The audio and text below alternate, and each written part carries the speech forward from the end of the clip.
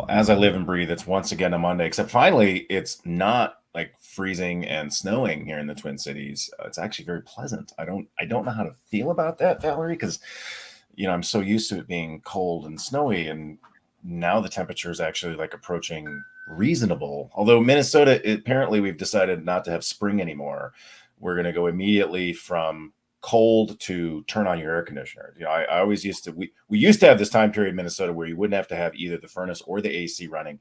We're done with that. Apparently it's just straight into air conditioning, whether it's going to be pushing 80 already this week, which for us is a shock when you go from it snowed a week ago and then we're going to have 80. So, it's fine. It's fine. So this is my issue. I'm not designed for big weather shifts. I live in Atlanta. And Georgia, last week it was 70 something, and then this morning it was 40 something, which is annoying to me. I have about a 5-degree comfort radius. Pretty much between like 68 and 73. I'm okay. Yes. If it's outside of that, I'm not pleased. So I basically spend 9 months out of the year just bitching and moaning. Yeah.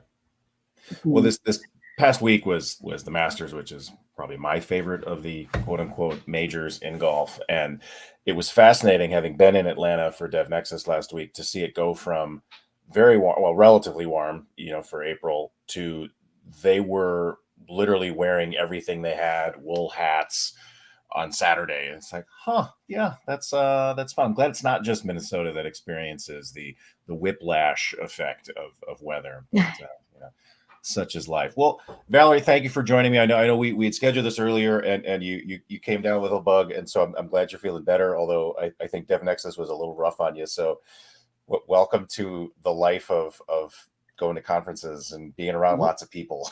Yeah, no, it's interesting. Sometimes I think about the fact that I have a compromised immune system.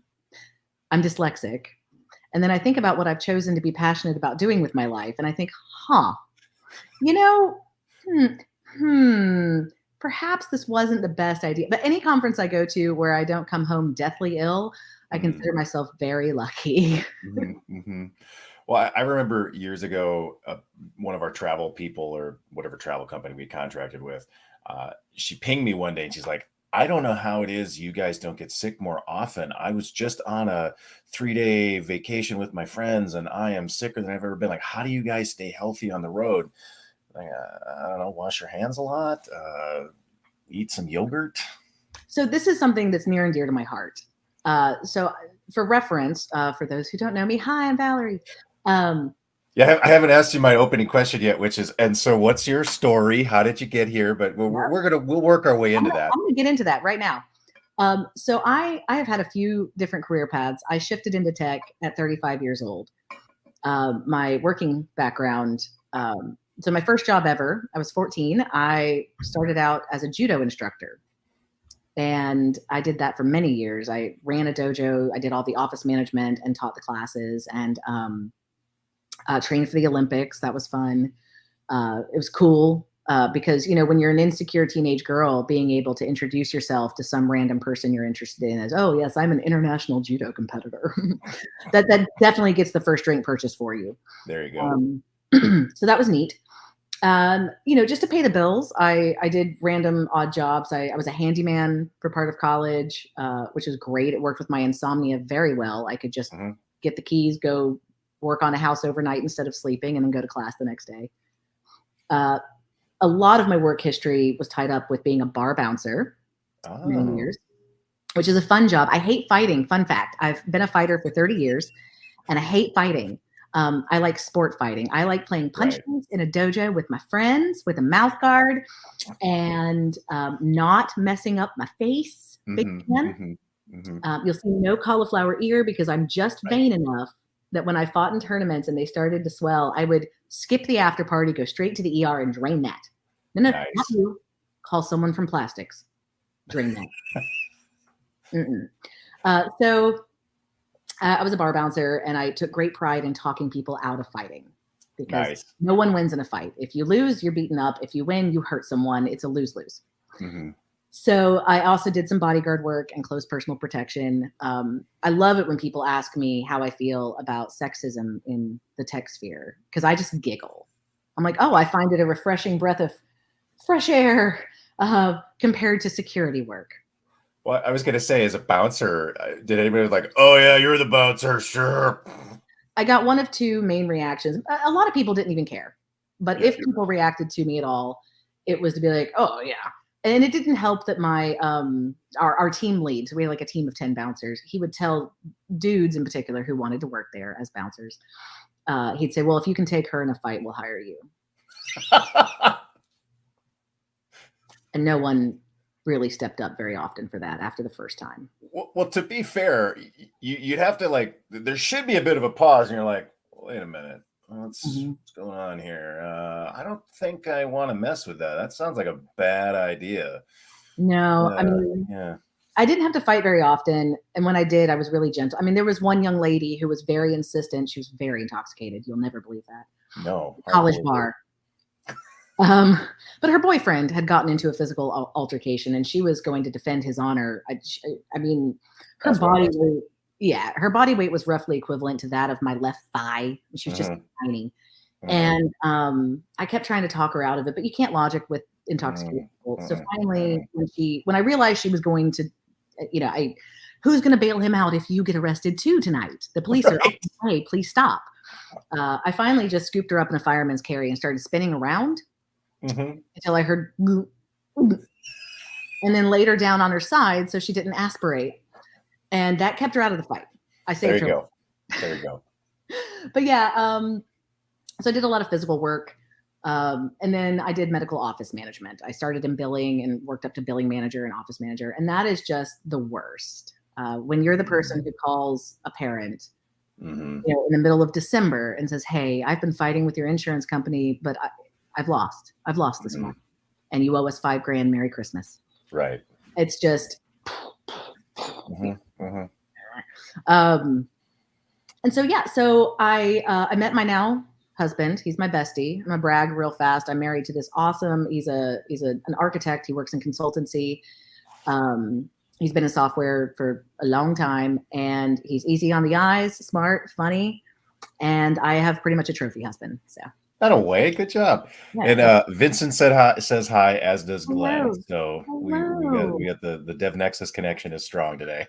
Yes. And I'm wearing the DevNexus shirt as well. I figured I should do that given we're just off the week. Oh, I'm so mad. It's just in the other room. We could have been twinsies. I should have thought of it in the pre-show, and then we were having so much fun talking about other things. So I let that one roll. But it's all good. It's all good.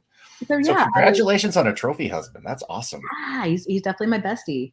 And so I did 5 years as a stay-at-home mom because with a psych degree, huge student loan debt for a degree that doesn't enable you to make much money. It just made sense when we had our second kid, with the cost of daycare being what it was. I'll do this. And I freely admit I owe every stay-at-home caregiver ever an apology for what I thought that role was going to be. Right. That was the most grueling 5 years of my life. It was 24/7 hard work. And if you have the privilege of a stay-at-home partner, worship them, buy them pretty things, rub their feet, take up slack, please. It is the most mentally and physically taxing job I've ever had. And I used to get paid to fight drunken frat boys. So there's that. But my husband noticed how bored I was. Sure. And I knew I was drowning in intellectual atrophy. And so I got introduced to software. And actually, my husband just recently shared a Facebook memory from like 2011, maybe, where I had sent him a Facebook request to help me figure out how to set up my printer with my machine. That's where Nice. The day I started my coding bootcamp, I referred to my computer as the magic box that holds email. Okay. I mean, it's not a incorrect description. Yeah. But yeah, I was introduced to software really one night. He was doing the worst thing you can do, I think, when you have a problem at work, which was he was up at 2 or 3 in the morning. We're working on it, exhausted, overloaded, banging his head against the laptop. And I had a strict policy in those days. If he was up late putting out fires, I didn't have to go anywhere the next day if I didn't choose to. Right. I could stay in my jammies. So I would stay up with him on principle and not even really speak to him, just be in the room. Sure. He didn't feel lonely. I could refill his water randomly and be supportive, But I saw how frustrated he was. And I thought, well, you know what, Regas? You don't know anything about the magic box or how software is made.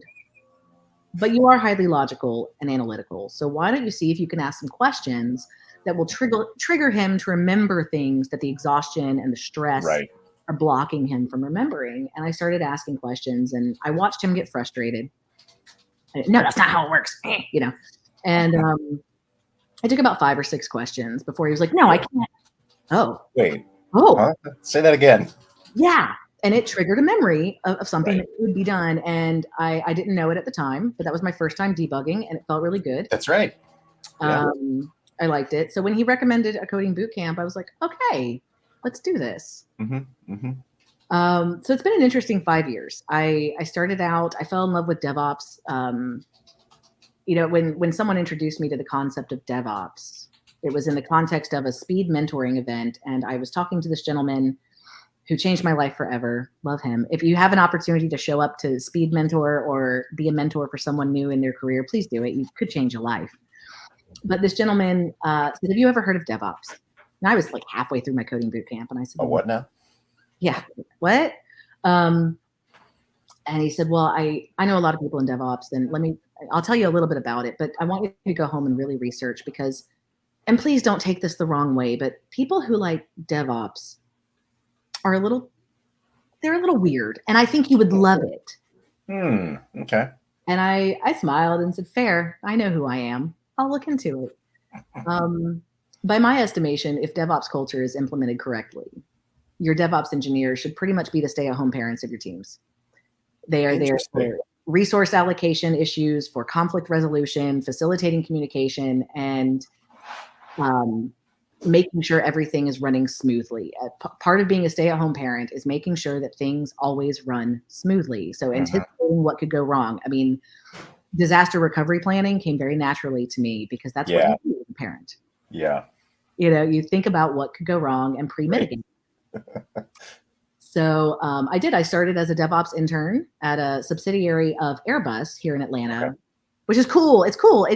It felt like a startup, but we had Papa Airbus's money for our health insurance, and we didn't have to worry about what round of funding we were in. It was, it was like being college kids. So daddy's not watching, but we still have his Amex kind of thing. Right. It was nice. And that was a special gift, being able to work for that particular subsidiary of Airbus. One, I was on an incredible team with whom I still keep in touch. I loved my coworkers like family. And until we got absorbed by corporate, I had God level permission in our Google Cloud. And my engineering manager was a fan of giving me things that it was okay to break. Sure. So that, I don't know, like, and I loved that job. I took great pride in it. One of the best compliments I ever got was about 2 years in, one of our flight ops guys said, Val, and I don't want to be offensive, but what do you even do here? And I said, thank you. I'm the DevOps engineer. You only want to exist if we have downtime. Thank you. Well, that's fascinating because Simon just hopped in saying hello and then also agreeing, and then goes on to say, yeah, you shouldn't even really be noticed. And it's interesting how many of these positions we have where if you're doing your job, nobody notices. But if you stop doing your job, like, what happened? How did we get here? Yep. Yeah. No, I'm with Simon on this. It was the best compliment. But the whole time that I was working, I worked for 4 years in strictly DevOps roles for Airbus and Salesforce. So I got super lucky to get into tech with 2 incredible companies. Yeah. Well-established, great benefits, great cultures. I just love these companies. And the whole time I was working in DevOps for those 4 years, I had gotten bitten by the speaking bug. So I was submitting calls for papers and coming up with talks, and I love the community. People are my jam. I get a thrill out of explaining concepts to people using metaphor and analogy that make them go, oh, that's what that is. That's how that works. And so, yeah, I was traveling on my own dime for the most part. Airbus was great about sometimes helping out and, depending on what the conference was, but I did a lot of traveling on my own dime. And by my own, I mean my family's. Right. And I have 3 tiny humans I'm raising. They're delightful. But I loved it. And at some point last year, I realized, banging out code is all well and good. I like it. But the community is what I'm passionate about. So I made the transition into developer relations, and that has been eye-opening. There's a lot going on in DevRel that people I don't think either don't know about or don't talk about. Sure. So that's been fascinating. I'm going to shamelessly plug this right now to our audience. In the coming week or so, I'm going to be releasing some Google Forms on Twitter. So please follow me on Twitter because I am collecting anonymous stories about really fun and uplifting topics such as burnout and depression and anxiety. You're going to love it. It's super fun. But yeah, I feel like a lot of people in the tech space, people I encounter at conferences, the community I'm fortunate to have via Slack in various, Slack areas, people are burnt out. Yeah. And engineers in general are not taking care of themselves. And, I think a lot of people attack this from a warm and fuzzy place. Like, oh, we should be good humans and yes, we should. We should have morals and ethics and integrity and take care of one another. Right. But also, we're in late stage capitalism. I don't have the naivete to believe that anyone cares about my mental health as much as they care about their bottom line. Right. However, the software doesn't write itself. The people do. Right. And you look at, how many times have all of us been banging our head against the laptop, hour 15 of the workday. We haven't seen our kids. They're bothering us for attention because they desperately need it, but we're not giving it because we've got a fire to put out. Right. And we can't find the solution. Where if we just stopped and went for a walk, 30, 45 minutes and talked to our kids, it might come to us if we just detach for a minute. So I'm very passionate about these issues. Companies need to make money. The bottom line does matter.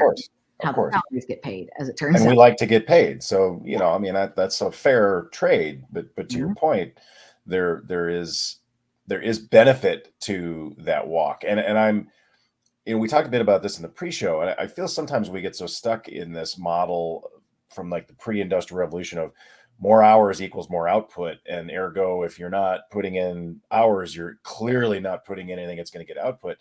And, I guess that may be true of a task that it just takes this much time to do each one. But when it comes to so many of the problems we run into, beating your head against a table for another hour isn't going to guarantee a result. It in many instances is in your best bet. Just put it down, walk away, go do something that gets your mind off it, do a load of laundry, go for a walk, go for a run, whatever does that for you. And to your point, oh, there it is. Yep.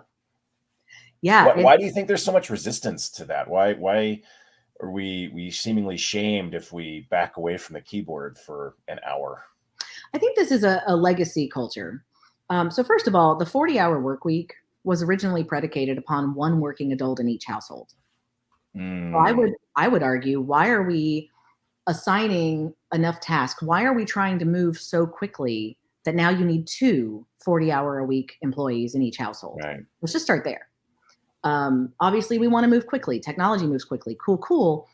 Does it have to move as quickly if that means that your engineers aren't able to do as good a job as they could have? If you maybe lessen the workload just a little bit to give them a little breathing room. It's one of those things. I think that sort of 1980s, so again, I have a psych degree. I did a lot of sociology courses and other fun stuff during that degree. Movies and TV have played a huge part in shaping how we see the world. And if you think about all of the movies pertaining to business that were released through the 70s, 80s, 90s, what did they glorify? They glorify those people who were at the office at 10 p.m., the only one with their little lamp and their coffee. And, it's not to be glorified. It's martyrdom. Not even for something worth dying over. For what? For someone else to make a lot of money off of you? Right.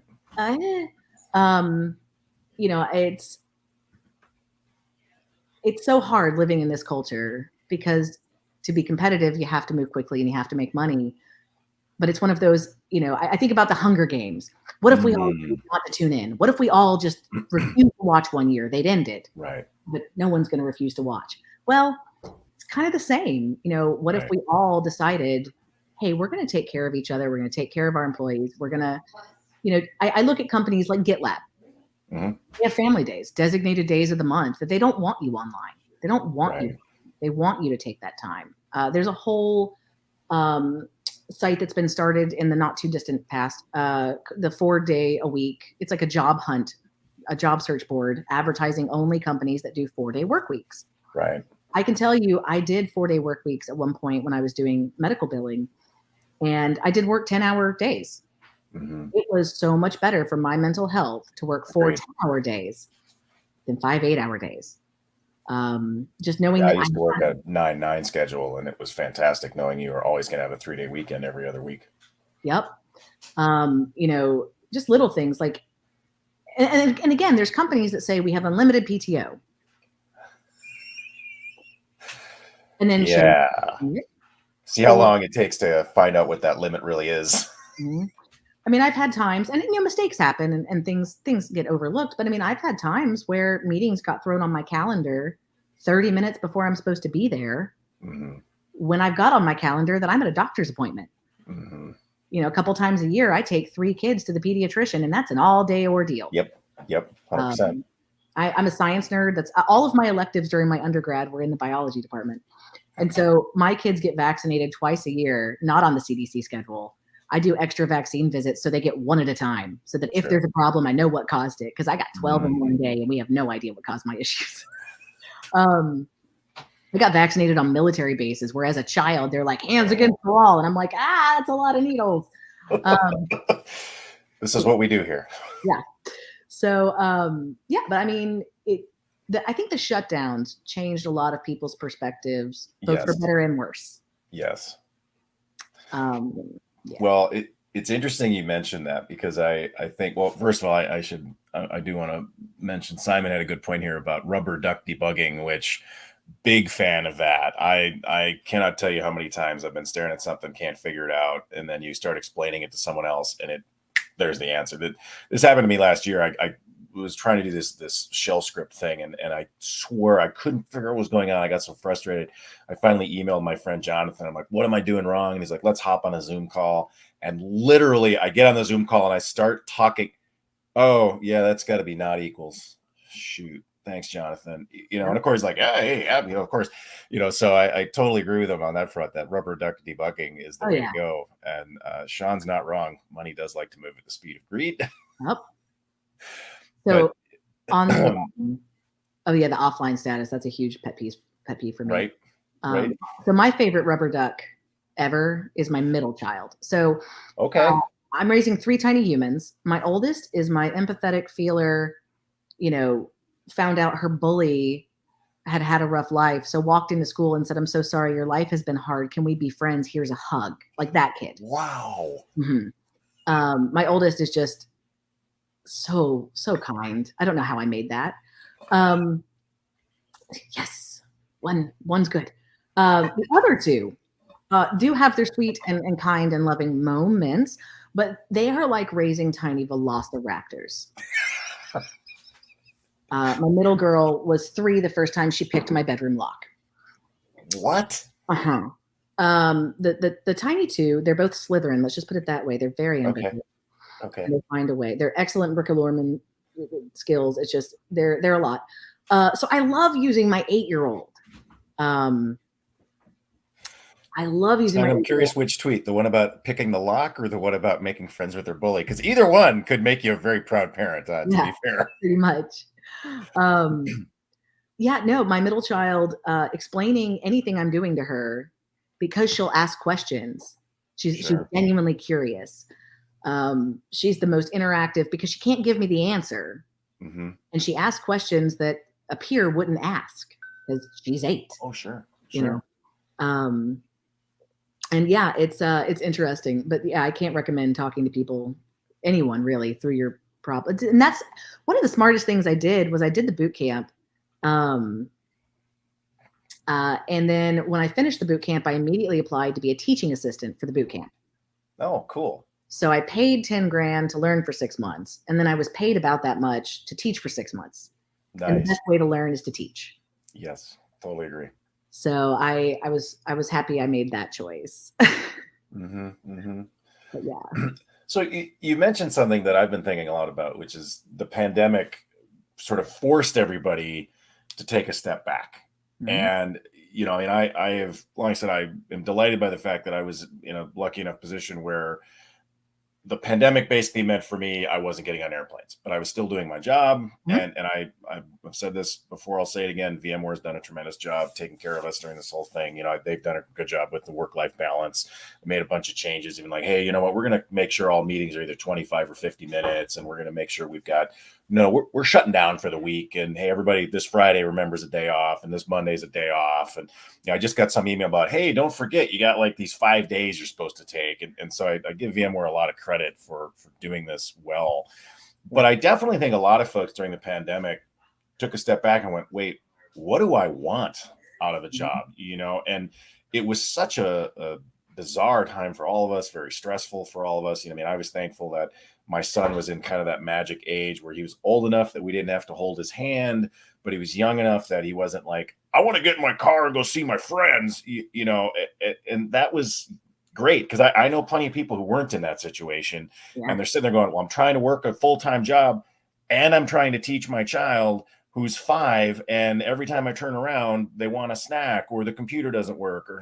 So I get it. But I do think it caused a lot of people to reassess.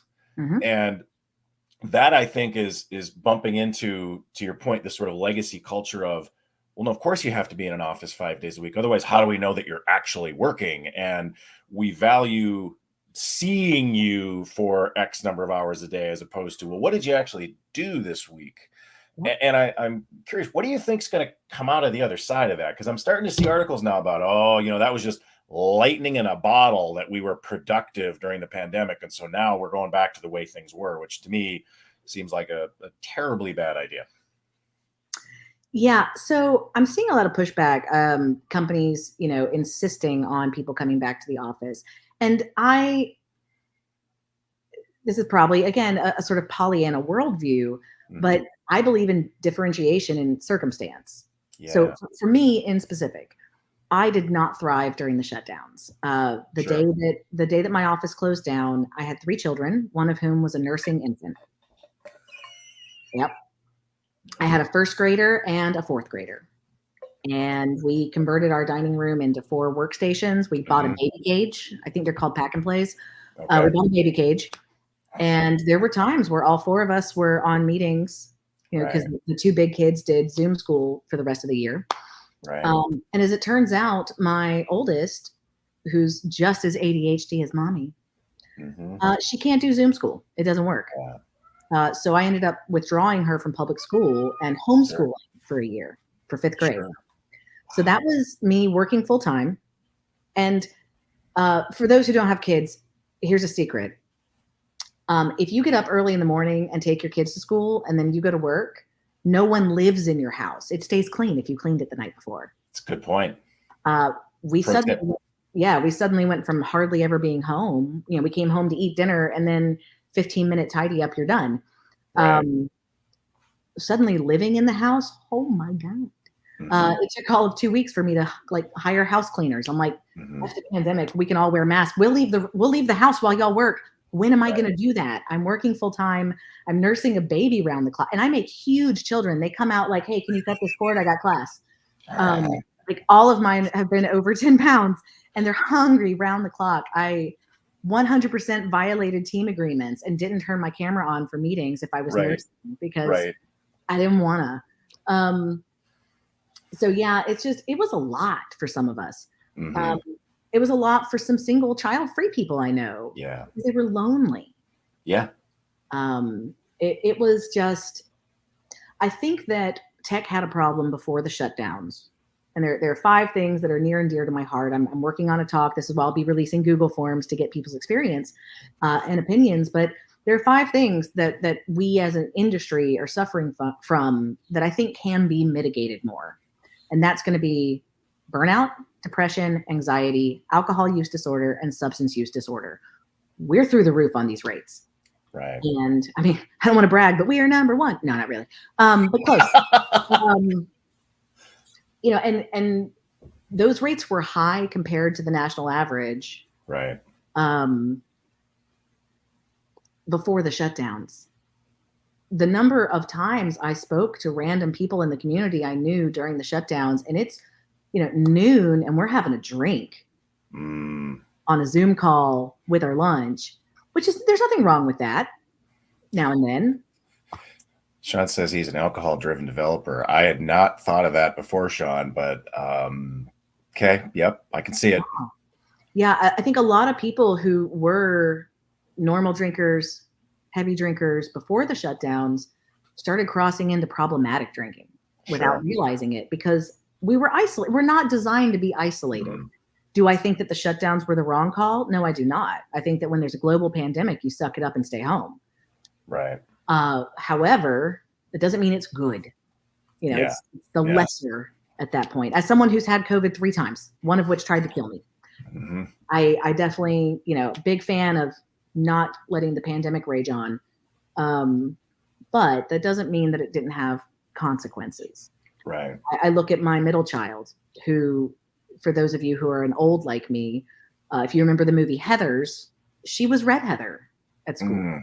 She was Heather Chandler. And then she spent 1.5 years isolated. And now she struggles with shyness. Just little.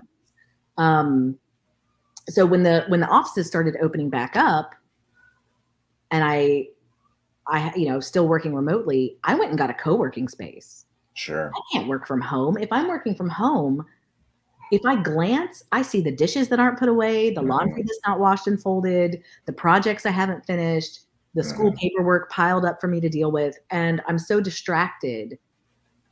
I struggle to get work done at home. Right. Whereas my sister, who's delightfully child-free and pleased about it, her home is silent and everything's done because she's not doing it for 5 people. She's doing it for 2 people. Right. And she thrived as far as her work and her learning and upskilling and. So I think that when it comes to this whole, should people be in the office or not, there needs to be differentiation. Who's actually accomplishing at home? Sure. Who's actually able to focus and wants to be home? Even if I were productive at home, I wouldn't want to be here. I like going to an office. I like my colleagues. Not everyone needs that. Right.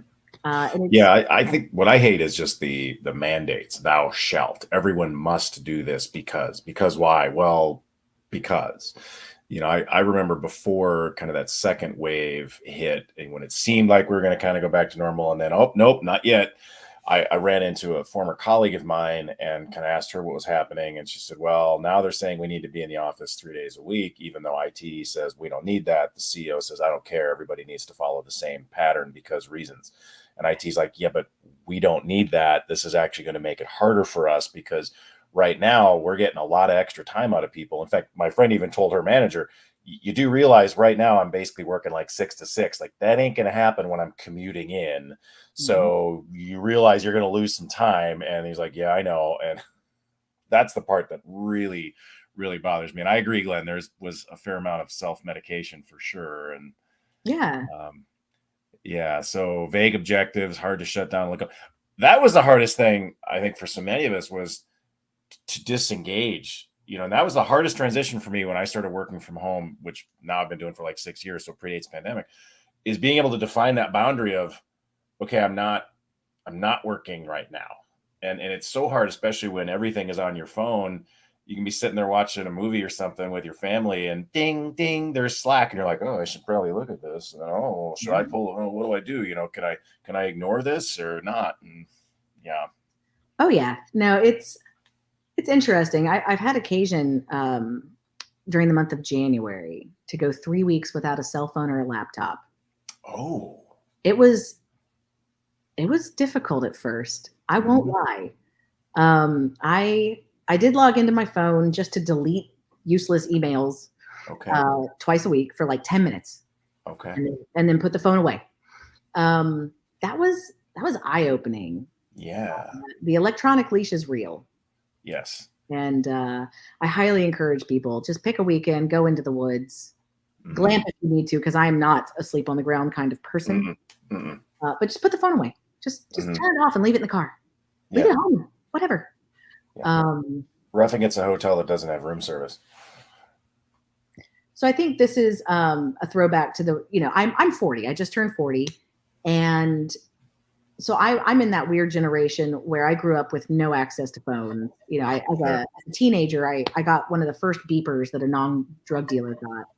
And, my mother would beat me and I would say, I'm so sorry, I couldn't call you back. The payphone, I didn't have money for the payphone, or there wasn't a public phone or whatever. So my mother, being the person who made me, she got an 800 number installed in our home. No. So I had no excuse. If there was a phone, I could call her for free. I was like, oh, clever girl. And, I got my first cell phone in 2000. It was a gift from Samsung. I was representing them at the Sydney Olympics. I was an alternate that year. And they gave me the cell phone. And I was like, I've never seen one of these. What do I do with this? Yeah, it was a flip phone. I didn't realize how expensive international calls were. Woo! I didn't even know how to get it working. I didn't even know what a cell phone carrier was. Right. It was just, and now we're here. And so I'm in that weird generation that roam the streets on my bike with no way to get in touch with me. But now we have this constant contact. And it's interesting. Some of the things that come out of my children's mouths about this. We were driving to our timeshare. We have a timeshare in Florida where my husband's family all goes there the same week of the year. So it's a family reunion. And we're driving down and my oldest is trying to explain to my middle child what it's going to be like. And I overhear this great conversation.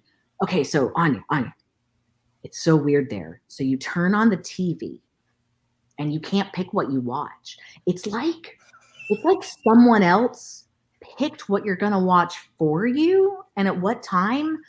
You'll get used to it. It's really weird. So, but you can change between who picked what you're going to watch. Like didn't know the word for channels. Oh my God. Didn't know the word for channels. It's like you can go to different people and they will have picked what you're going to watch. But yeah, you can't choose. Similar conversation describing what a radio is. Yeah. Yes. And I take for granted. I took my children to. We have this great science museum here in Atlanta. Well, it's not in Atlanta. It's way out in the suburbs. You kind of leave Atlanta, past the cows, make a left. It's up there. It's called Telus, and they have exhibits. The first time I went, I thought, this is a ridiculous exhibit. It's a rotary phone. My children went gaga. They had no idea what a rotary phone was, and I was like, oh, I'm an old. This is science. We have a phone on our wall that we've had for many years. I assume my wife got it at like a Pottery Barn Restoration Hardware. And so it's made to look like an old rotary phone. And one day my son was staring at it. He's like, why aren't the numbers arranged in a grid like they are on my phone? And the kids will show all these kind of things to you. I take great joy in watching an older show or movie and pointing out to my son, like, that's what a computer used to look like. That's what a phone used to be. But to your point, my son has no concept of a network television schedule. This is completely foreign to him. The only thing he kind of sort of resonates with is, but the game is on at this time. That's like the only one that he can sort of kind of get to. Everything else, because from the time he was born, basically, it was a DVR. And so he would just come down, oh, look, there's a new whatever show. And now it's just all streaming all the time. And it is such an interesting shift. I love that phrasing of, you don't get to pick. Someone picked for you. Yeah. That's all we had. Yeah, no, it's been interesting. Raising the tiny humans is interesting. So I'm in this really weird place. For all of my talk of burnout, depression, etc., I definitely have not done a great job of practicing what I preach until now.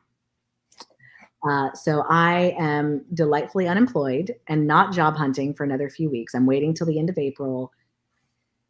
My youngest child is about to be 4 and has been in daycare since he was pretty much born. I took some short-term disability when he was born and got a few weeks with him. And then he went into daycare.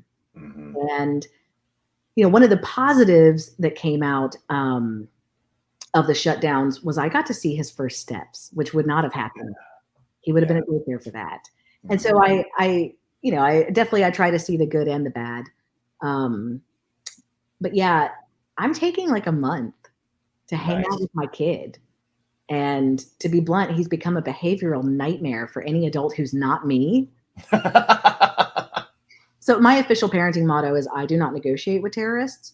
And Nice. so my kids have all figured out I don't ever make idle threats. I do not say a consequence is going to be imposed unless it's going to get dropped like a hammer. Mm-hmm. And they have figured out that mommy doesn't mess around. And if Right. she hands up, you're dead. And I don't want to brag. I don't want to brag, but I don't even spank my children. I don't even beat them, and they're terrified of my consequences. Thanks, psych degree. But yeah, as an investment in my future, I'm spending like a month. We're doing mommy's discipline boot camp. Nice. He's at 3.5, having to do chores, and it's funny watching his impudent rage. But yeah, so I'll be job hunting, and it's so cute. Like I'm valuing this time with him and the gift that it is to, work on he needs to know when it behooves him to follow the damn rules. Right. And that's the thing. Like bright kids, they're always going to push boundaries. They're going to get away with what they can, and that's cool. But they also need to learn when sometimes the correct answer is, yes, officer, I would love to do that. It's not the correct answer is, yes, Your Honor. Yeah, so I'm valuing this time, but I won't lie, I'm already itchy to get back to work. Right. I love it. So yeah, developer advocacy has been interesting. I love that my job was to interact with the community. I love the people of software. That's what makes software worth it for me, really. Yeah. But I'm also kind of thankful to have a few months guaranteed off the road. Right. Guaranteed time with my kid to work on his behavior. And I don't know, it's just kind of an interesting time. My first instinct was to job hunt really hard. And I'm so thankful my awesome husband set me down and said, sweetheart, I love you. You were burnt out and depressed when you started the last job on day one. Mm-hmm. You have been burnt. I mean, and 2022 was definitely a rough year for my family. We went through, some of the lesser traumas were things like a gnarly car wreck that ran us off the road, terrified my children. We thought my youngest was not with us anymore for a solid 5 minutes. Wow. That's the longest 5 minutes of a parent's life. Yes. The car wreck wasn't even the worst thing we went through, but it was definitely impactful. And he just said, Val, you tell everyone else to take a step back when they're burnt out and depressed and overwhelmed. Can you just wait a month to job hunt? Right.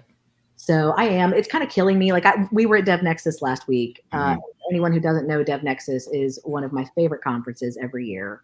It's here in Atlanta. It's huge. Some of the best people you'll meet on the planet go to DevNexus. And I was really thankful that when the weather shifted in the middle of DevNexus, I had my speaker's jacket from DevNexus from a few years ago that kept me warm. But yeah, I was there, and the temptation to job hunt was so strong. I did I went and spoke to exhibitors and said, I'll be looking in a month. What are you looking for? Here's what I'm looking for. And I did do some networking, but it kind of killed me to be in that environment with these great companies and great people and not be like, hi, I'm ready to work. No, I'm not. No, I'm going to take a few weeks. I'm going to catch up on stuff around the house that when would I have the time to do? I'm going to teach my child how to behave in decent company and not run roughshod over other adults. And I'm just going to breathe for a minute. Yeah. It's so cool at DevNexus. So I did the Women in Tech breakfast panel. And Najee was on the panel with me, this delightful engineer. And turns out she's doing the same thing. She's taken a few months, not working. And she makes me look like, a lazy, slack-jawed yokel. Like I got 3 humans, but 2 of them go to school. Right. Or I call it free government daycare. Yes. They go to public school. I only have the one at home. Najee homeschools 4 children while excelling in her career. Oh my God. And then meet societal expectations of feminine attractiveness.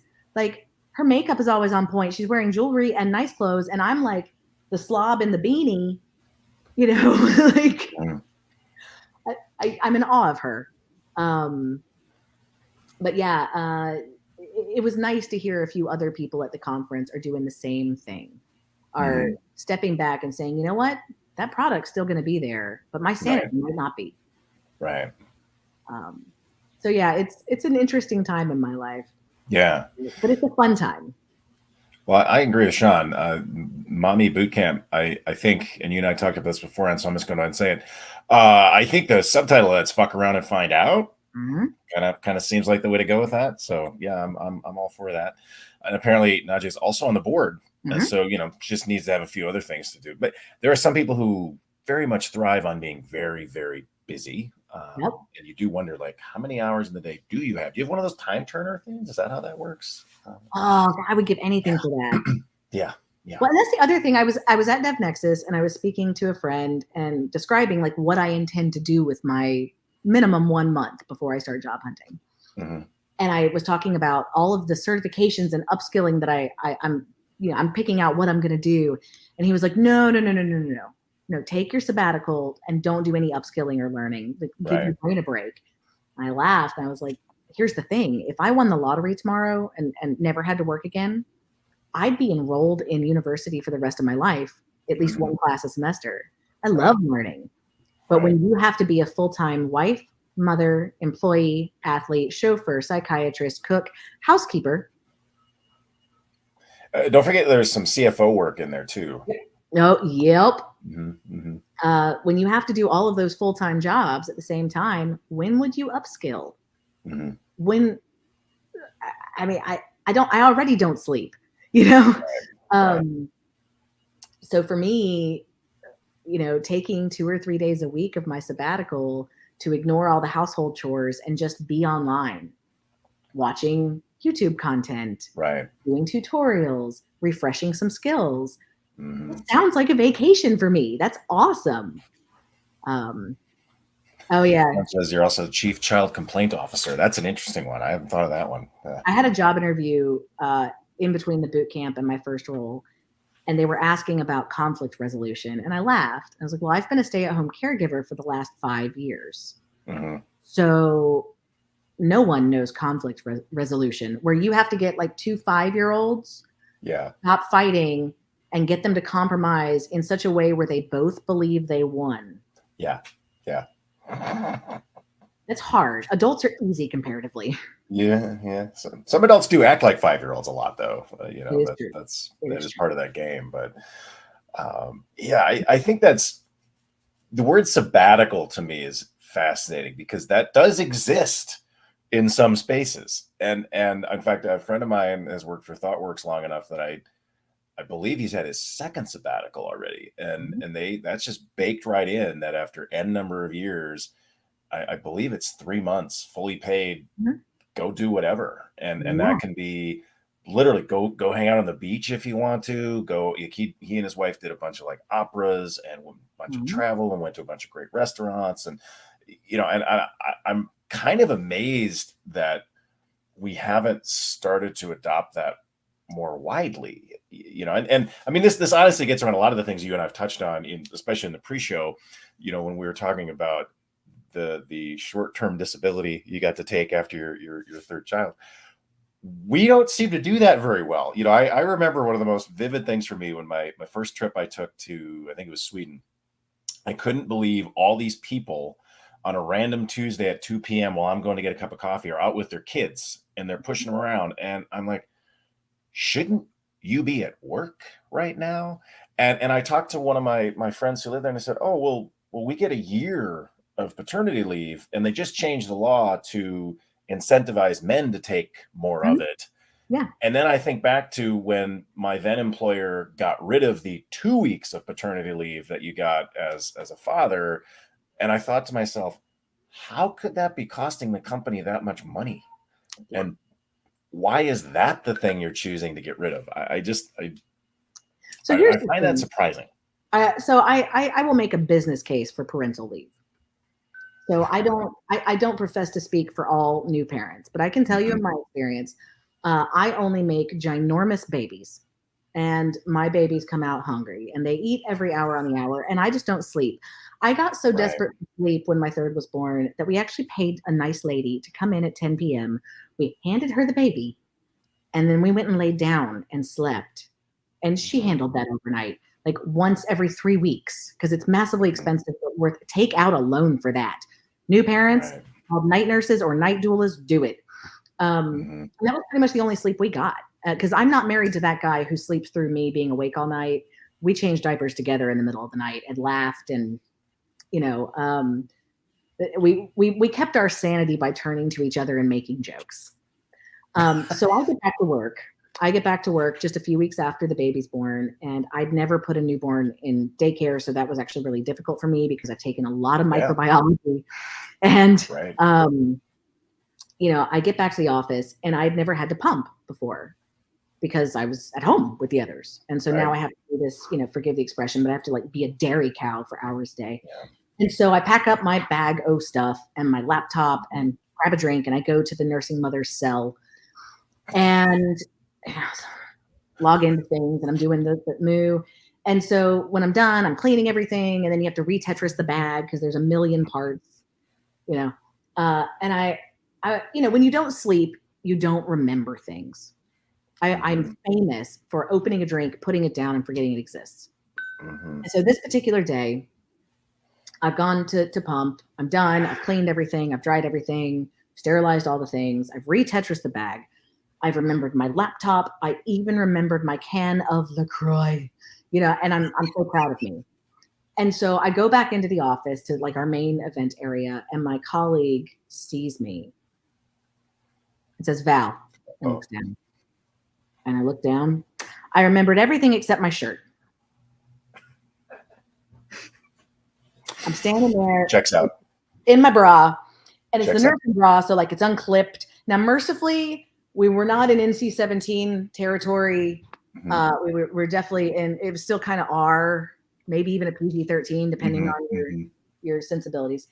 And so I went, turned around, went back. It was a black t-shirt. It was actually a Def Nexus t-shirt. The black t-shirt on a black chair. It blended right in.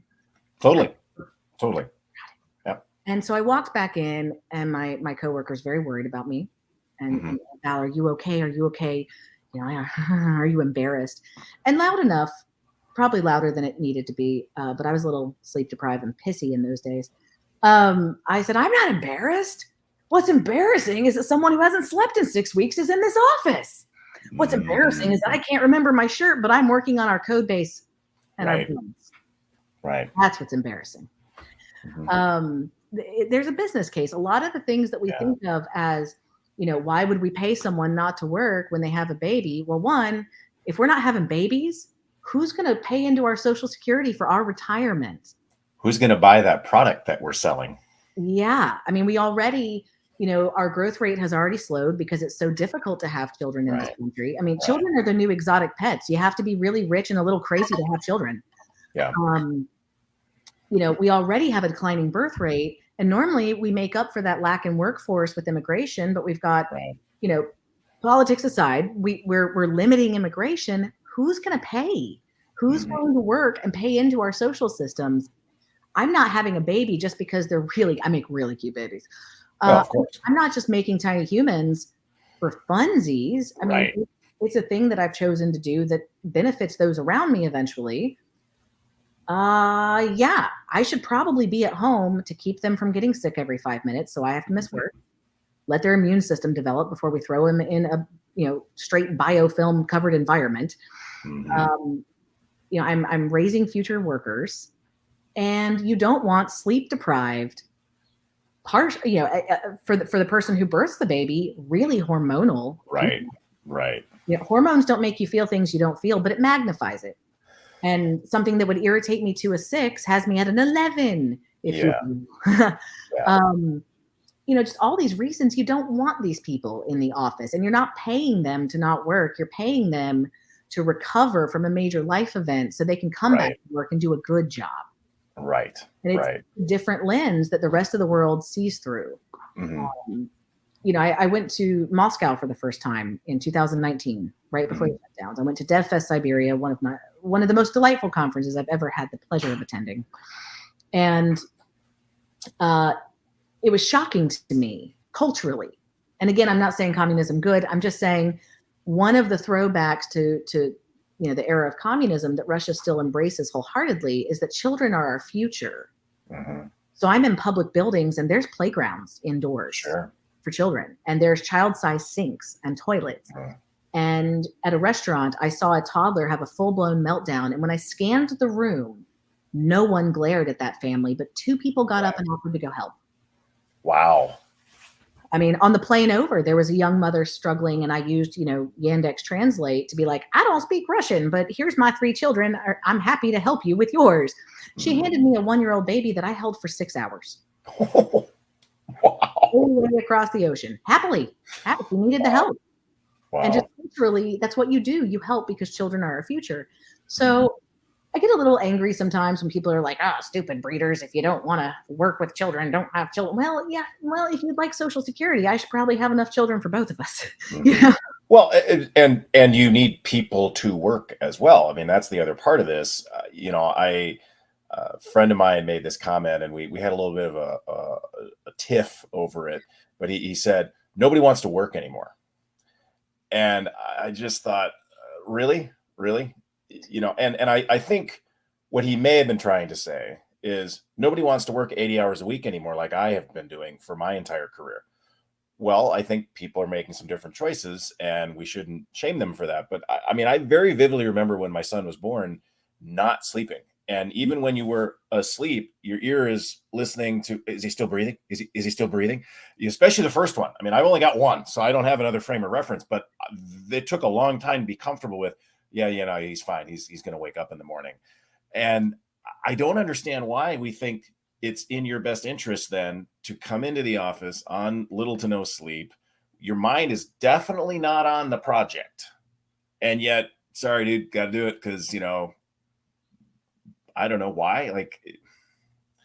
So when I had my third, I was going to the office every day after my short-term disability, and I was in a dog-friendly office. Now we had a dog calendar in Slack. Okay. So we only had one person's dog could be there per day.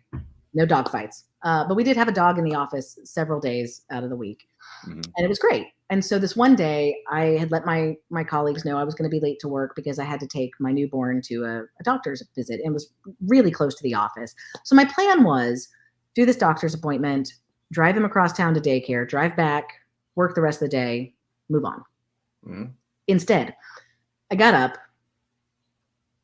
I continued yesterday because I didn't really sleep that night. Right. Went to the doctor's appointment and realized as I was leaving the doctor's appointment, I was not safe to drive. I turned a wrong way down a one-way. I almost hit a car. I was not safe to drive. Yeah.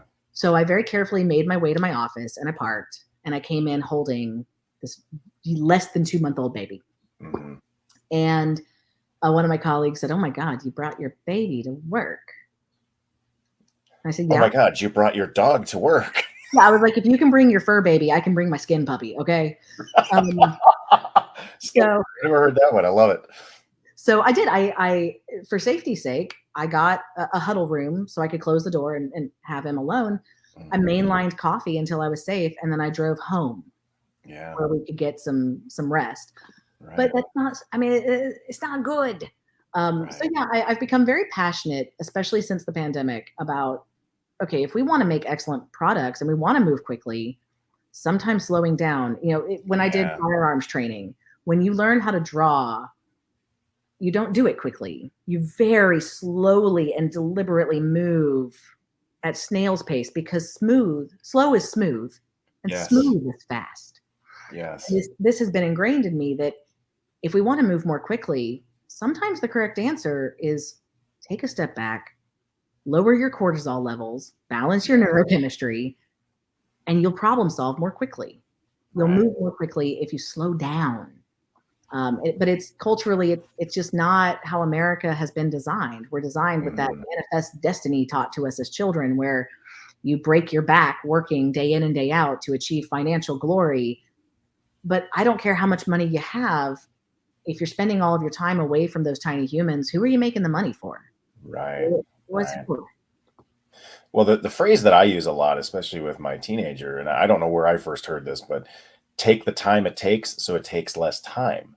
And the place that I've seen this most frequently with myself, with him, is, well, you could pack your bag the night before, or you wait until you got to leave for school in the morning, and it's at that point that you realize, well, where is my blank? I can't tell you how many times I've had that conversation with my son about, well, how come this isn't clean? Because he never gave it to me to wash. Yeah. I mean, it's like, dude, I don't. But it is amazing to me how we seem to have that attitude. And there was a commercial that was briefly on the air. I don't remember what product it was, but there was a movie actor who's like, can you believe in Europe they take the month of August off? Well, here in the U.S., we only take 2 months, 2 days, or 2 weeks off, and that's why we have a pool and a Cadillac or whatever it was. And I just thought, yeah, that's not necessarily the right answer. I think it's kind of amazing that we continue to be the one place that has decided vacation is not something that needs to be mandated in any way, shape, or form. And yeah, I don't get that. So No, it's funny. I've watched my husband evolve over our 12 years together, something like that. I don't know. But I've watched him evolve. In the early days of our relationship, we'd go on that family vacation I mentioned to our timeshare. If we even went for the whole week, he was working during the day. Right. Because he felt obligated to just kill himself working. My middle child, I had my second two children at home, which is so much better. But 3 hours after she was born, the midwife's gone, the family's gone. It's just my husband and I and the baby. And I laid the baby down and went to go take a shower and realized I was having some issues and might need to go to the ER. So I called for my husband, and he walked in with a headset on a conference call. Sure. With a 3-hour-old baby. Right. And I was a little hormonal, and I mean, I had a baby 3 hours before. Yep. There might have been some yelling and screaming, like, get off the phone, but he, again, it has been so ingrained culturally in us to work that way. And to think it's acceptable, to kill ourselves and martyr ourselves and give up. I don't care. Again, if you're making enough money for that pool and that Cadillac, but you never have time to go on a joyride, why in the heck do you own the Cadillac? Right. It's just, so I don't know. I think the pandemic taught some people to slow down. I know that I saw a beautiful change. My husband and I went through a brief period where school was back with masks and protocol, but still it was back, but we were still remote. And we fell into this beautiful pattern working remotely together from home where, midday we'd stop working and go down to our garage gym that we built out through the pandemic and work out together. We both like to pick up heavy things and test our bodies and see how cool they can be. We would work out and then shower and talk and cook lunch together. And it was like a date every day. Yeah. It was beautiful. It was a time in our life. But a lot of people didn't slow down. They, in fact, the companies sort of took advantage of that blur between work and home. And like you said, people that were working 6 to 6 in the office, they're not working 6 to 6.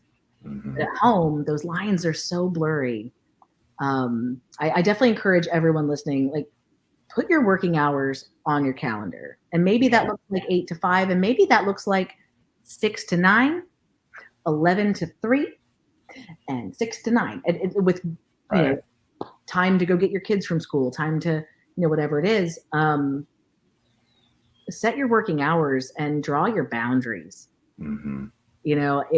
It's worth your mental health, because I got to a point at one point during the shutdowns where I was waking up, thinking about what I had to do that day, crying a little, reaching onto my nightstand to get my work computer, and working from bed in tears. Right. That is next level burnout, and it's never okay. Right. Yeah, I mean, it feels like so many of these things are throwbacks to when we worked, or many of us worked on an assembly line, and the most efficient thing was, well, no, we have a shift from this to this, and then the next shift comes in. And so, no, you can't shift your hours because this is when we need you on the line. And I don't begrudge that is still probably the most efficient way to do that kind of work. But then I realized that a whole bunch of us are not doing that anymore. Yeah. perhaps we don't need to be locked into a must work from this block to this block. Some people are really good for 3 hours in the morning and 3 hours in the afternoon. And if they need a 3 hour break in the middle of the day, why should it matter as long as stuff's getting done? And, to your point, I think the burnout's incredibly real. So Glenn talks about the time he started the coffee maker, but forgot to put the pot underneath it. So I'm going to take some time to get myself right there. And Simon made a comment earlier about, boy, it'd be nice if we had mental health days. So what do you need to be, Betty? Don't care. Just I'm taking the day. So one of my favorite arguments to have with the school social worker, I will take my children out of school for any reason that I think is useful. And so I've gotten many a phone call harassing me about these choices.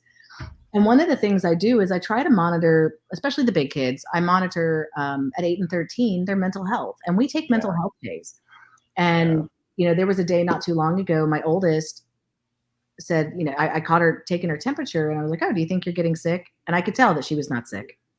Right. He's like, "Yeah, I think I'm sick. I need to stay home." And I said, "Okay, cool. Do we lie to each other? Is that something we do?" "No, ma'am." "Okay, cool. Because it feels like you're not sick. Do you just not want to go to school?" "Yes, ma'am." "Okay, tell me why." And there's no right or wrong answer. And honestly, she just was burnt out. And needed a day. I was like, "Cool, stay home. Let's do some chores. Let's go have some fun. Let's do some stuff." Because at 13, my kid gets on a bus at 8 a.m. and I don't see her until 5:30 p.m. Right. Mental health days are real. I get so frustrated, with the school pushing these perfect attendance awards. One, they don't get paid if you don't have good attendance. They get paid per head at check-in in the morning. That's why they don't care if you check them out early. They care if they don't show up at all. But two, I feel like it's training people to never miss a day of work. Right.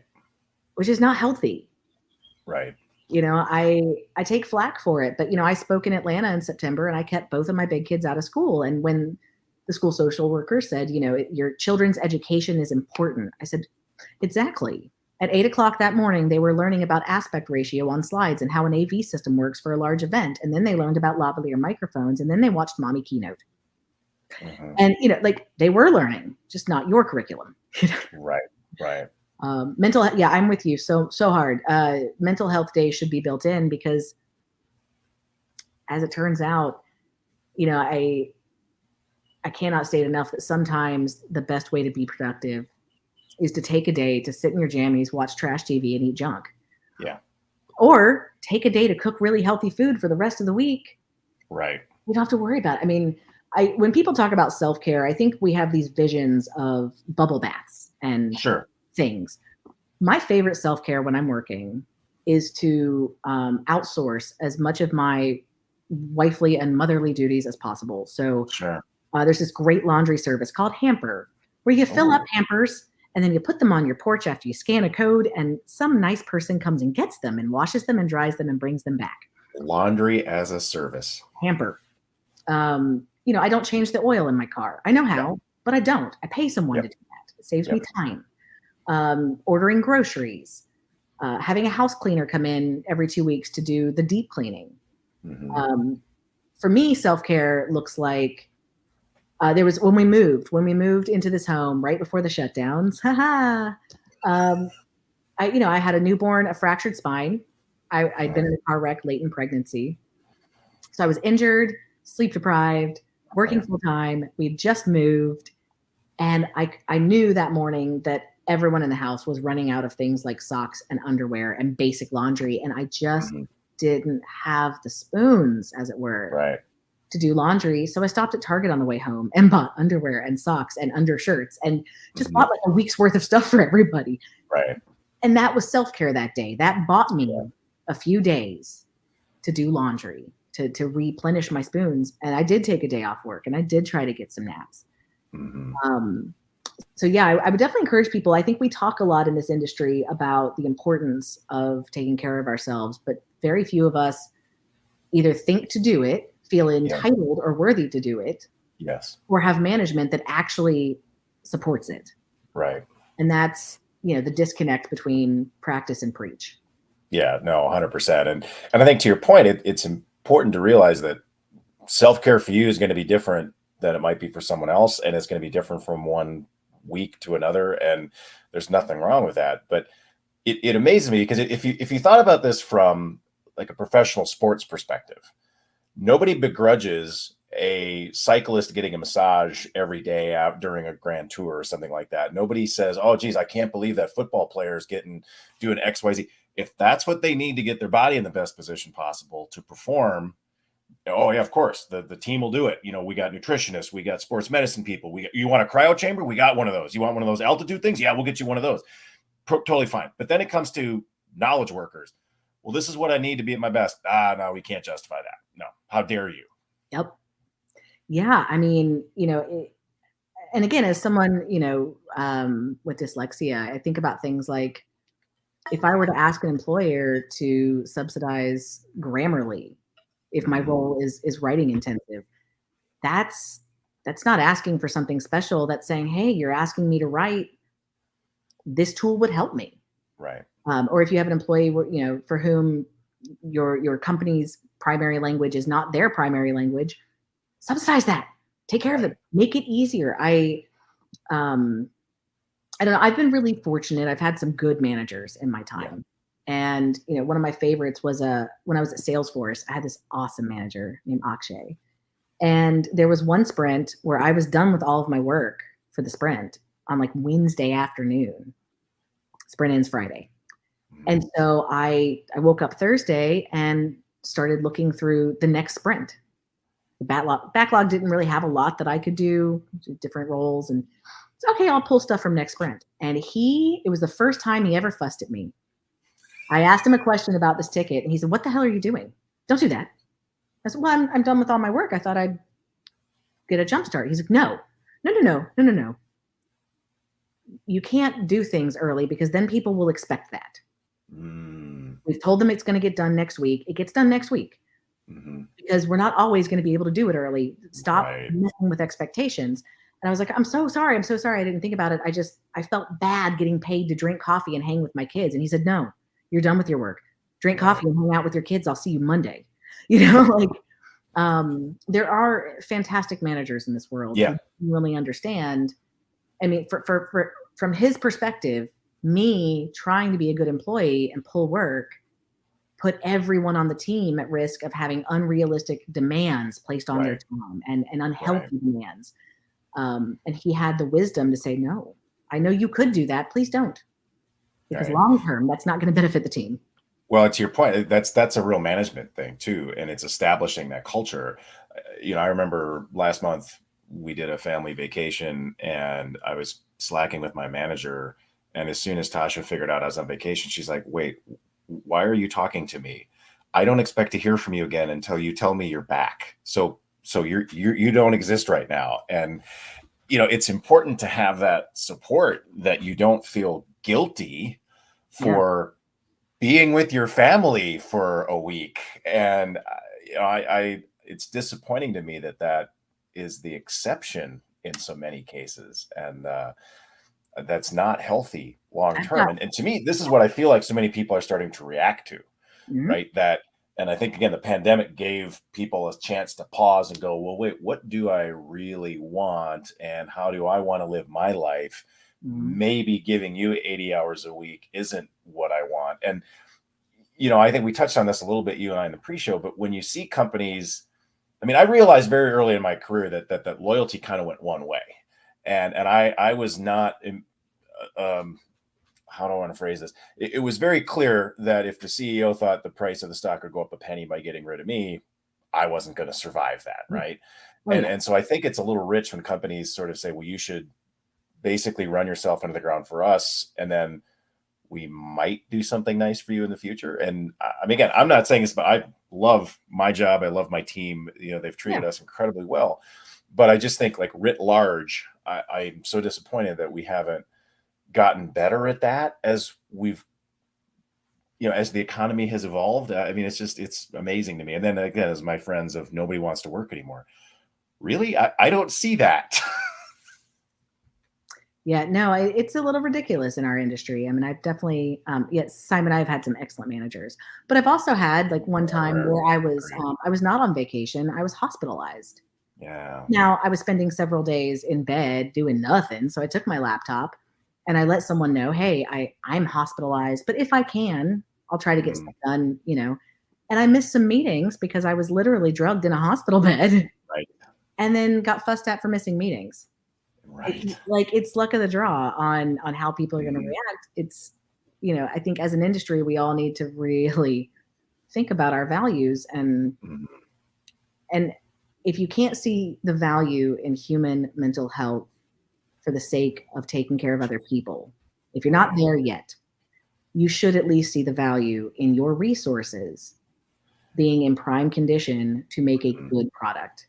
If you can't mhm. see it as a human issue, at least see it as a business case because it is. Yes, yes. Yeah. Well, again, I mean, if you're willing to pull out all the stops for your professional athlete so they can be at tip-top condition, we're as you made it, you had that point earlier of, well, I'm in the code, and do you want me to code well today? Do you want me to be at my best, or should we just hack it together and just hope, just YOLO? What could possibly go wrong? It'll be fine. Commit. Yep. Um, yeah, and I'm totally with you. This has been delightful, by the way. Right? Right? See, this is what I love about this because I have no preconceived notion of what it is I'm going to get into. And so in the pre-show, I was like, oh, wow, this is going to be fascinating. We're going to get into some stuff today. Yeah, shit's about to get real. But so do you think we're going to get better at this? I mean, I want to believe that this kind of these next generations that are coming along have more of appreciation for that they're and I do think like we're starting to destigmatize therapy Mhm. and mental health. I mean, that's definitely been a theme that I've seen over the last few years. Ted Lasso, I got to make my Ted Lasso plug. I mean, that's clearly part of what's coming through there is, yeah, I'm not okay, Mhm. and that's okay. Yeah. Eh, so I'm hopeful that our children will inherit a better world where there are more realistic expectations of people and you won't be judged by, well, let's see, you're a little late today, huh? We're leaving early, taking a half day.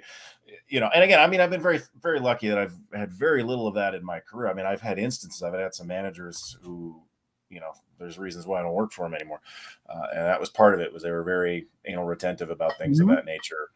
But I want to believe, maybe it's my naive parenting optimism, that things will be better in the future. I think they will. I think that we're raising a generation of kids who are used to the concept of taking off a day for mental health, that are used Yeah. to, so I'm very fortunate. Atlanta public schools, I can't say enough good about them.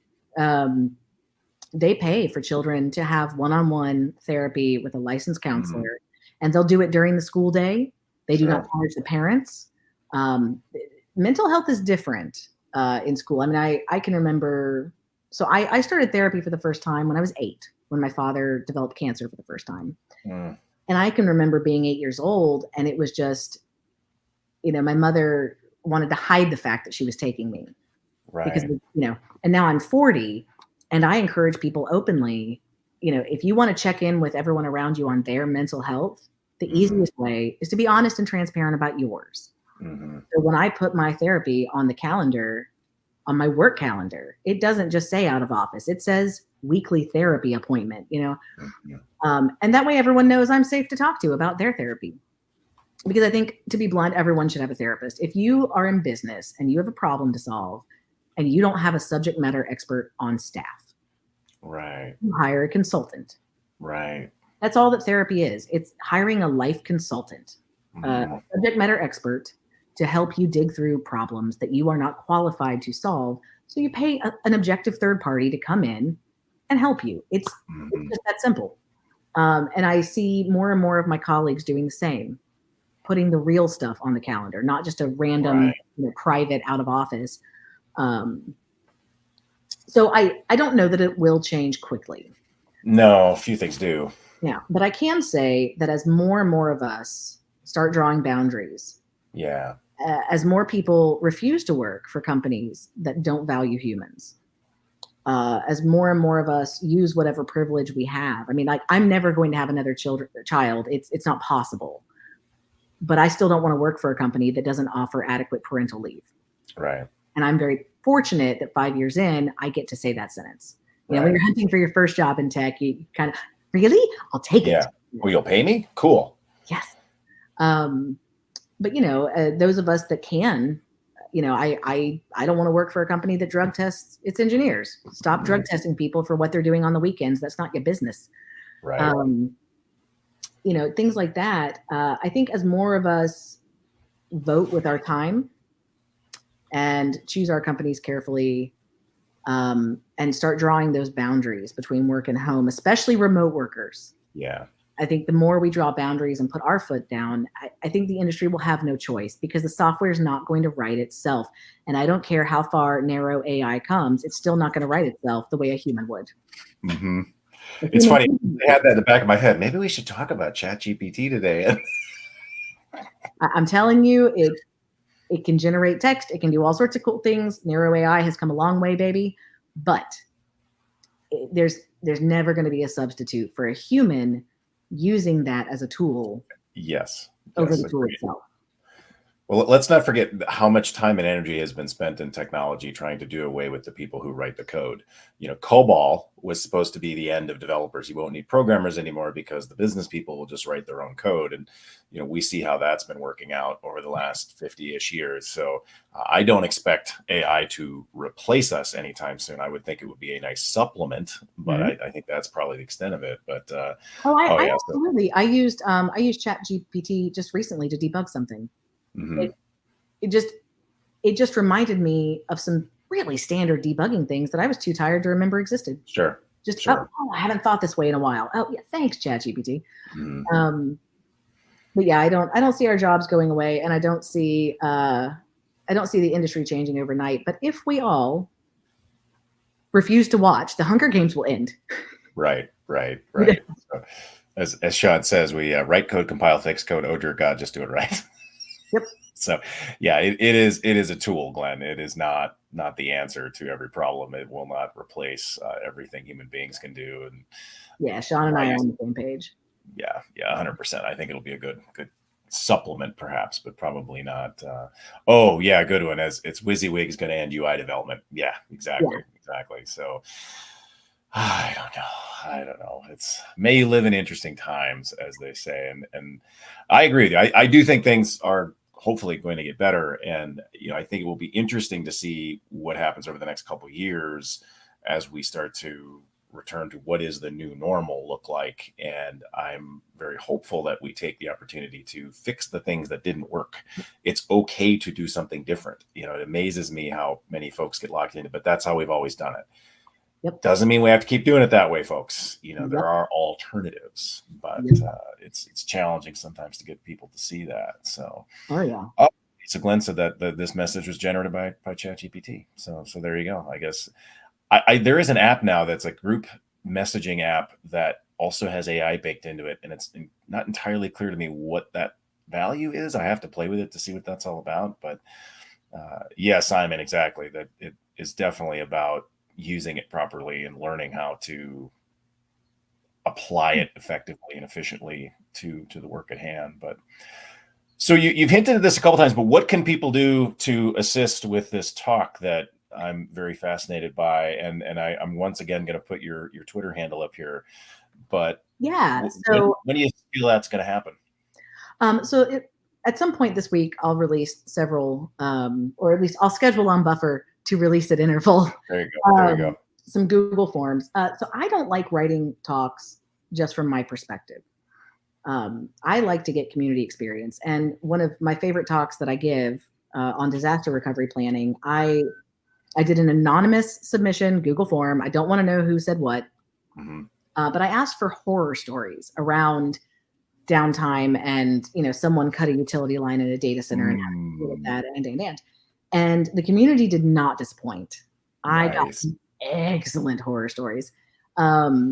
Just, you know, I can't even remember off the top of my head some of them, but it was just so bad. It was like, oh.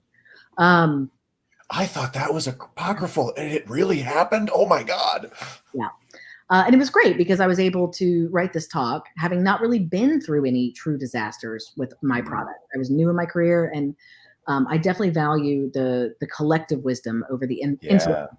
You know, yes, the wisdom of the we is better than the intellect of the me.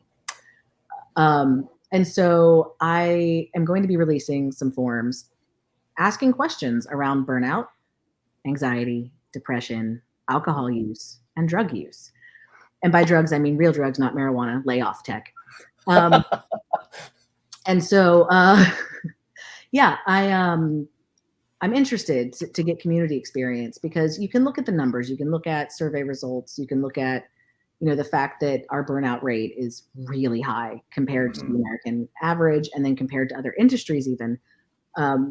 But it's another thing to get stories from actual community members. Right. They're anonymous, so hopefully people will feel safe. I'm not going to be collecting any emails or any identifying information. Just tell me about this. It's interesting hearing stories. And of course, stories I hear and then information I collect via forums is anecdata. It's not, right. I'm not doing a research study here. Sample size is not going to be high. That's okay. But if I'm going to be speaking about the experience of being in this community, I want to hear from the community and compile their perspective and their stories and mix it with mine, because we're all different. Right. Bring some beautiful experiences and perspective to the table. So yeah, it has definitely been on my mind the last couple of years. Things like when I was working in DevOps and traveling every second, third, fourth month to go speak at an event, it was okay to just kind of fall off the deep end on drinking and partying, because it was like, 3 days every few months. Well, then I spent 6 weeks on the road, and I moved into DevRel. Yeah, it's not a party if it happens every day. Right. It's no longer a special occasion. Right. And it's interesting. I've done some sober events in tech in the last few months, because I've decided that I probably just need to take a break from drinking. Maybe it'll be 6 weeks. Maybe it'll be 6 years. I don't know. I've decided that until I'm not burnt out or depressed or struggling, I should probably just not. And so I went to one event with an open bar and realized that there was no soda to drink. There weren't even bottled waters. I had to go find a water fountain to drink. Wow. I'm going to praise Pratik and DevNexus and that incredible team, because I was at open bars for days, and everywhere I went, other than there was one restaurant, but this was not Pratik's fault. This was the restaurant. They, for whatever reason, they only had sugary mixers. And I had to pass. If I drink liquid sugar, I'm going to be so sick. It's it's ugly. My blood sugar will spike and then crash, and someone will carry me out. I ended up drinking water for that one event, but that's not Pratik's fault that they chose not to have any diet sodas. But yeah, at the actual conference at DevNexus, every bar had myriad soda and juice and other options that were non-alcoholic and had flavor above. Not that drinking water is bad. It's just sometimes you need flavor. And made it really welcoming to people. I mean, because there's lots of people in tech who don't drink. Yeah. Some people because it became a problem and they're purposefully sober indefinitely. Some people for religious reasons. I grew up in a religious tradition where you didn't drink alcohol if anyone was watching. Sure. And, there's people who don't drink because they just don't like the taste, or they're on a diet, or their doctor told them to stop, or whatever. And so I've been really fascinated by just tech events that center around alcohol and how exclusionary they can be. I definitely draw a distinction between an event that serves alcohol and an event with alcohol in the name, and that's the purpose, and that's what we're doing. They're very different events there. Right. Substance use. We have an opioid issue. And you think about it. Think about developers, by and large. You're sitting at a desk for long hours every day, hunched over, neck pain, back pain. Maybe you work out, maybe you don't. Maybe you do a sport, maybe you don't. But an injury can turn into an opioid addiction very quickly. And when you're sitting most of the time at a desk, you're going to be injury prone. Yeah. So it's not surprising that we have an issue with painkillers. Perca code. And they're so addictive. I injured my back in college, not even a huge deal, but they wrote me a script for Oxy, and I think I took it like a week, and the prescription ran out, and it took less than 24 hours for me to be like, why am I so itchy? Why am I angry and hostile? Why am I eating everything in sight and screaming at anyone who speaks to me? Right. Oh, that's right, because I got addicted very quickly, and that's why I just decline all pain meds after procedures now. I'd rather just not. Yeah. So yeah, I depression, anxiety. You want to talk about anxiety? Being under deadline at work and at home at all times, that's crazy making. And, a lot of us, like, my anxiety manifests as anger. The number of times I feel my blood boiling and I'm raising my voice and I'm literally yelling at my children, go to your rooms. You don't deserve to be yelled at. I'm not mad at you. You're perfect. You're angel babies. And I couldn't ask for better children. I'm not mad at you. Go to your room. You deserve better than this. This isn't about you. It's about me. Yeah. Mommy's making bad choices, but she can't control them. Anxiety is a serious problem in this industry. Yeah. And what do? Do we self-medicate, as was mentioned earlier? Do we self-medicate with alcohol or pills or whatever? Food? Do we just ignore it and live that way? Do we take anti-anxiety medication, which might be addictive and might cause heinous side effects? I mean, some of the most depressed I've ever been has been on antidepressants. Turns out most of them make me worse. This is au naturel. This is without antidepressants, and I'm okay most days. But I've definitely, Cymbalta tried to kill me. I've definitely been through some major depressions on antidepressants. So, I feel like as an industry, we're just at a crossroads. We had a disruption. We had that couple of year disruption, and now we have to choose: are we going to iterate better this time? Now that we're back and things are different, are we going to say what went well, what went poorly, and what we're going to change? Or are we just going to do it the way it's always been done and keep losing, good resources to companies that have better parental leave? Are we going to lose resources to burnout in another industry that has less demand? Are we going to lose resources who just simply don't want to be called at midnight? I mean, when I worked on a blended shore team, I scheduled all of my Slack messages for 8 a.m. Other teams' time. Sure. Because I knew that if I sent a message at 2 a.m., there was a high likelihood one of my colleagues would see it and respond, and damn it, they would do time off. Sleep, man. Just sleep. Yeah. So yeah, I don't know that the industry will do it, but that's what we need. Yeah, no, I'm with you. And as Sean says, yes, it seems like I don't know why we have advertisements for products that you cannot legally buy.